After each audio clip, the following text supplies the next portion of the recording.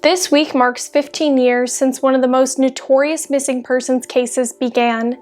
10 years ago to that same day, another girl lost her life. Are these cases connected? Could they be traced back to the same perpetrator? This is the case of Natalee Holloway. Hey everyone, welcome back or welcome to my channel if you're new here. So today, as I said, we will be covering the Natalee Holloway case. The reason why I chose this case is again because it's the 15th year anniversary of her disappearance. That's a really long time for a family to go without answers, and so I thought that I should do a tribute for her because I have been thinking about her since the anniversary a couple days ago, and I know that she'll definitely be on my mind in these next few weeks. Before I get started, my usual disclaimer, I'm reporting on very public news that anyone has access to. All of the opinions expressed are my own unless I state otherwise, and all of my sources are listed in the description box below, as always. Now let's get into it. Natalee Holloway was born on October 21st, 1986 to parents Beth and David Holloway. She grew up in Mountain Brook, Alabama as the oldest sibling of two, and her parents would go on to divorce in 1993, and she would live mostly with her mother. However, she still remained very close with her father and was so until the day that she disappeared. She was described by friends and family as always having a smile on her face and being very outgoing, and she loved the band Lynyrd Skynyrd. Her outgoing nature and way to say what was on her mind gave her the nickname Hootie, which she went by to her friends and her family. Besides being very fun and outgoing, Natalee was very smart and driven, and she was inducted into her high school's National Honor Society as well as being a member of the dance team. She also had just received a full-ride scholarship for the next year to go to the University of Alabama to be pre-med, and she had dreams of becoming a doctor. So she was very driven and ready to start her college career. Looking forward to the dreams that she had for herself, Natalee was very happy to finally graduate high school on May 24th, 2005. She was also really looking forward to her high school trip, which was going to be Aruba and just for the seniors on May 26th, 2005, so 2 days after graduation. This trip was pretty much a rite of passage and expected for pretty much all of the seniors. They all went together along with a few chaperones and would stay together in a hotel and pretty much just have one last hurrah before they go to college. The drinking age in Aruba, after all, is 18, so all of the high school seniors were really excited to be able to, drink and party and go out and just, have a good time with each other. As the trip got underway, the high school seniors got into a pretty regular routine of what they would do. So during the days, they would go to the beach and drink and have a good time, and at night they would go out to dinner and then subsequently go out to bars or different nightclubs. And Sunday, May 30th, although the last night of the trip, was no exception to this. So Natalee and her friends went to the casino at the Holiday Inn, which was the hotel they were staying at, and decided to, gamble and have some fun. It was there that they would meet and strike up a conversation with Joran Vandersloot. Now this name is very important to keep in mind and will come up a lot within this case. So the girls started talking to Joran while betting at one of the tables and subsequently, striked up a friendship and decided to invite him out with the rest of the seniors that night to Carlos and Charlie's, which was a bar that they liked to go to throughout this trip. So Natalee and her friends ended up going to Carlos and Charlie's as they had said to meet up with the rest of their senior class, and Joran actually ended up showing up. But he wasn't alone. He was with two brothers named Deepak and Satish Kalpo, and the three of them hung out with Natalee and her friends and drank and danced with them that night. However, at 1 a.m., this partying would end because the bar was going to close. There was kind of chaos with everybody leaving at the same time, and Natalee's friends kind of lost track of her. The last they saw of her was at 1:30 a.m., entering a silver Honda with the three men that they had been hanging out with earlier. This is the last known for sure sighting of Natalee. Although Natalee hadn't gone back to the hotel with her friends that night, they didn't begin to worry until that next morning when everybody was getting ready to go to the airport together to go back home after this trip. However, Natalee was nowhere in sight, and all of her stuff, along with her passport and her cell phone, were still in her hotel room. Subsequently, Natalie missed her flight that afternoon on the 30th, which is when people began to be very worried about her. Immediately, one of the chaperones contacted Natalie's mom to let her know that her daughter had missed her flight. Her mom was immediately worried because this was so out of character for Natalie, considering how smart and responsible she was. So Natalie's mom contacted the FBI right away, as well as her ex-husband, and they both went down to Aruba along with a lot of friends to go and look for her. Once arriving in Aruba, Natalie's parents first went to the Holiday Inn, which was the hotel that she was supposed to be staying at with her classmates. The first thing they did was talk to one of the employees there, who informed them that Natalie had been seen hanging out with a man named Joran Vandersloot, which was confirmed by some of the video footage that they had from that night at the casino. So they actually knew his name and were able to recognize him from the video footage because he frequented that Holiday Inn so much. They actually even had his address on file and were able to give it to Natalie's parents, who ended up going over to Joran's house and basically grilled him about their daughter. Once Natalie's parents got to Joran's house, he actually ended up agreeing to talk to them about what happened that night. He talked very crudely and vulgarly about Natalie and basically said that he took her to look at sharks at the California lighthouse area of Arashi Beach and then dropped her off at the hotel at around 2 a.m. He also said that the two had been physical with one another. All the while that Natalie's parents were questioning Joran, his father, Paulus Vandersloot, was there basically advising him on what to say or what not to say. Now, Paulus is very important in this investigation because he was very politically connected on Aruba. He was a judge and had big connections in law enforcement and police, so he could pull strings for his son if he wanted to. This might explain the fact that Joran and his two friends were not initially arrested right away, even though they were known to be the last person with Natalie. The police did not initially question the three to get a story, and they were able to kind of talk because, they weren't interviewed right away, so they were able to get their story straight before they were officially interviewed. Although there were no initial arrests in this case, Natalie's parents remained hopeful and conducted a bunch of ground searches along with hundreds of volunteers who came in to help.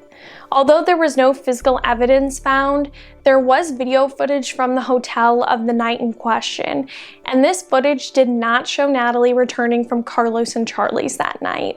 It also didn't show Joran's vehicle dropping her off or Natalie even getting anywhere near the building on the night in question.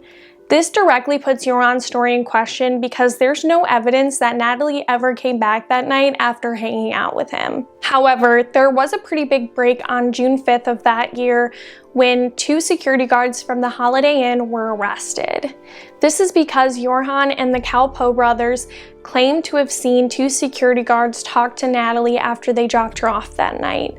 However, this story was proven to be false and bogus because these two security guards were released a week later and never questioned again in this case. Finally, on June 9th of 2005, the Calpo brothers and Vandersloot were both arrested for the kidnap and murder of Natalie.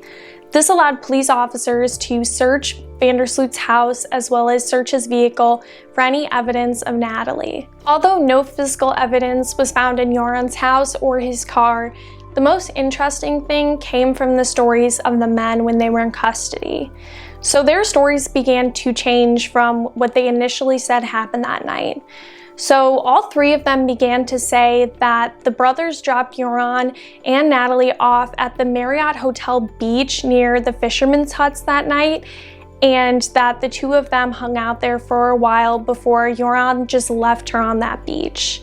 A gardener for the Marriott Hotel actually came forward and said he saw Joran in a car around this area trying to hide his face, although this has never been confirmed. Despite the fact that the men's stories kept changing, they were released from prison on September 3rd, 2005 due to lack of evidence.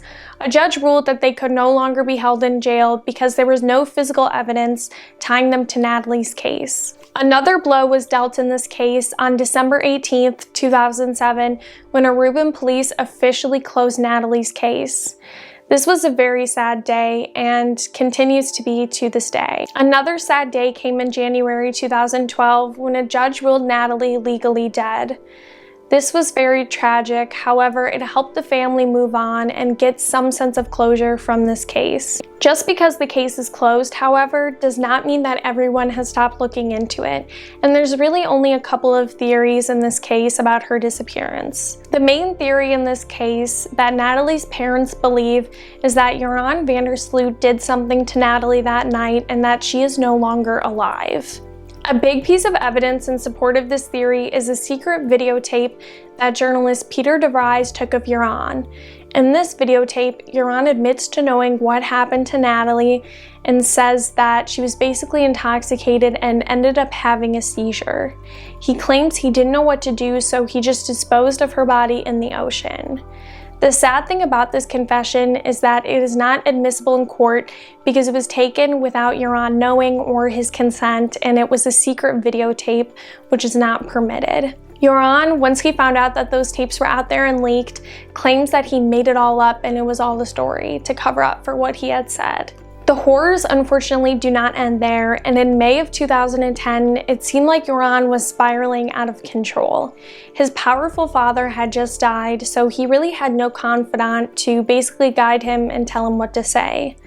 He ended up contacting Natalie's family and saying that for $250,000, he will tell them where Natalie's remains are. This is really sick and disgusting, and I can't imagine anyone doing this to a poor family who's already gone through so much. However, Natalie's parents were understandably desperate for answers, so they ended up paying Joran $25,000 for any kind of guidance on where Natalie's body might be.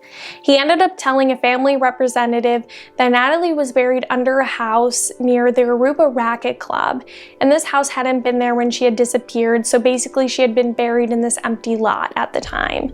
However, after searching, this turned up nothing, so Joran was actually charged with extortion in Alabama, but he fled these charges by going to Peru. Unfortunately, the violence doesn't end when Joran moved to Peru. On May 30th, 2010, which is 5 years to the day of Natalie's disappearance, Joran met a girl named Stephanie Flores at the Atlantic City Casino in Lima, Peru. What happens next is shown on security camera footage, which shows Stephanie Flores going back to Joran's room with him at 5:33 a.m. at the casino. Now, what happens next is very disturbing and wouldn't be uncovered for a few weeks after this. So apparently Joran steps away from the room for a moment, and Stephanie somehow gets on Joran's computer and stumbles upon information about Natalie's disappearance. She somehow finds information on his computer that links him to Natalie's disappearance, and once he walks in the room and sees that she stumbled upon this information, he goes into a rage and beats her so badly that she unfortunately passes away. Now, the next morning, Joran is quick to get out of the hotel, and Stephanie's body is still in that room. Stephanie's parents immediately notify police and let them know that she is missing because this is so out of character for her. And 2 days later, after she's reported missing, they find her deceased body in the hotel room. By the time that Stephanie's body is found, Joran has already fled to Chile to avoid the police. However, he is quickly arrested by them and pleads guilty and basically confesses to everything that he did. He explains to them the sequence of events that I told you guys, which is basically all we know that happened that night. We don't know any more of the details or if that is really what happened to Stephanie because, it's coming from Joran himself, and that's a definitely biased source of information. And she's not alive to tell her side of the story, which is very unfortunate. With all of this evidence against him, Joran pleaded guilty to killing Stephanie Flores and received 28.5 years in prison in Peru. However, after these 28 years, he's not off the hook because he's set to be extradited to Alabama to receive potentially 40 years for extortion and fraud for what he did to the Holloway family. Although Joran is in custody in Peru and is set to basically spend the rest of his life in prison, Natalie's parents haven't given up pursuing him in relation to her case, as well as any other possible leads that might come up. Natalie's dad, David, has been very outspoken on the case and even went so far as to hire a private investigator named TJ Ward, and the two of them actually uncovered some pretty promising leads in this case. In 2017, Oxygen released a show called The Disappearance of Natalee Holloway, which basically focuses on Natalie's dad David and the private investigator and their quest to basically get new information and new leads that could possibly turn up Natalie's remains. So in this series, they actually end up finding out about a man named John Ludwig who possibly could be connected to Natalie's case. He was best friends with Euron and could have possibly helped him dispose of her remains. David actually ends up making contact with a man who is friends with John Ludwig, and he claims that Ludwig actually admitted to him that he was paid $1,500 in 2010 by Vandersloot, his friend, to basically dig up Natalie's remains again so that they couldn't be found, and basically just crush her bones and set fire to her skull so that these remains could not be traced back to her. Ludwig also told this informant that Vandersloot told him that Natalie supposedly died of being slipped a drug in her drink by Vandersloot and having a bad reaction to it. However, we'll never really know if this story is true or not, because in March of 2018, John Ludwig tried to kidnap a woman, and she actually defended herself and took the knife that he was trying to use on her and ended up using it on him, and he died of injuries inflicted in this struggle. So we will never be able to hear from him for sure if he had any involvement or what he might know about what happened to Natalie. Although all of this evidence points towards Euron's involvement, there is still the second theory that someone who we don't know possibly harmed or abducted Natalie from the hotel. So this theory goes that Natalie was actually dropped off back at the hotel, and then from there she was abducted or harmed by someone who we don't know the identity of. This is a possible theory because we still haven't found Natalie's remains or her alive anywhere, so I guess this is potentially a possibility, but I find it kind of hard to believe considering there was no security footage of her getting back to the hotel, and there was no footage of the men dropping her off at the hotel, so there really is no evidence that she came back at all or could have been abducted from that point. At this point, it appears that the case is basically at a standstill. We do still have the private investigator of the Holloways looking into it and trying to draw up new leads. And, as I said, the family is convinced that Euron had something to do with it.